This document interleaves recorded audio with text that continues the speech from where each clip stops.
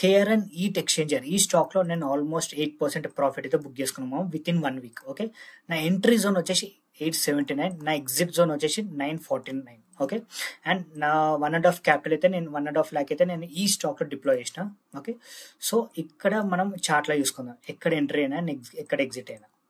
So first of all ఇక్కడ ఈ stock చూసుకుంటే మనకి ఈ ట్రయాంగిల్ ప్యాటర్న్ అయితే ఫామ్ అయింది మనకి. ఓకే, ట్రయాంగిల్ ప్యాటర్న్ అయితే ఫామ్ అయింది అండ్ ఇక్కడ బ్రేక్అవుట్ అయితే ఇచ్చింది మనకి. ఓకే, సో ఈ బ్రేక్అవుట్ కార్డ్ అయితే నేను అబ్జర్వ్ చేయలే అండ్ మిస్ అయిపోయింది stock. Okay, and beautiful move అయితే ఇచ్చేసింది. ఓకే, సో మళ్ళీ ఆఫ్టర్ బ్యూటిఫుల్ మూవ్ ఇక్కడ మళ్ళీ ఒక కన్సాలిడేట్ అయితే అయిపోయింది మనకి. ఓకే, అండ్ ఎప్పుడైతే ఈ రీసెంట్ స్వింగ్ బ్రేక్ అయిందో, ఓకే, ఈ క్యాండిల్లో నేనైతే ఎంట్రీ తీసుకున్నాను, నేను అండ్ మా కమిటీ మెంబర్స్. ఓకే, ఎంట్రీ తీసుకున్నాక ఒక 3-4 డేస్ ఒక 1 వీక్ అయితే ఇక్కడనే తిరిగింది ఈ స్టాక్. ఓకే, ఈ స్టాక్ ఇక్కడనే తిరిగిన మళ్ళీ ఒక బ్యూటిఫుల్ 10% క్యాండిల్ అయితే ఇచ్చేసింది మనకి. ఓకే, ఈ క్యాండిల్లో ఈ 10% క్యాండిల్ అయితే ప్రాఫిట్ బుక్ చేసుకున్నాం, ఈ జోన్ కాడ అయితే బుక్ చేసుకున్నాం మనం. ఓకే, బుక్ చేసుకున్నాం మళ్ళీ కిందికి అయితే వచ్చేసింది మనకి, ఎందుకంటే బ్రేక్అవుట్ కాగా రీటెస్ట్ అవుతుంది.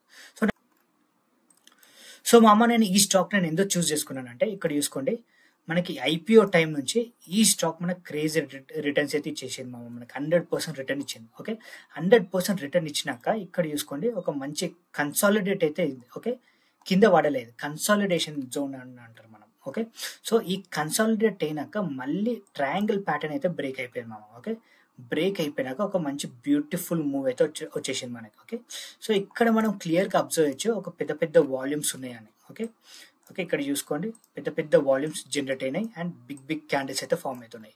అండ్ ఇక్కడ చూసుకోండి మంచి పెద్ద క్యాండిల్ 3%, 4% క్యాండిల్స్ అయితే ఫామ్ అవుతున్నాయి.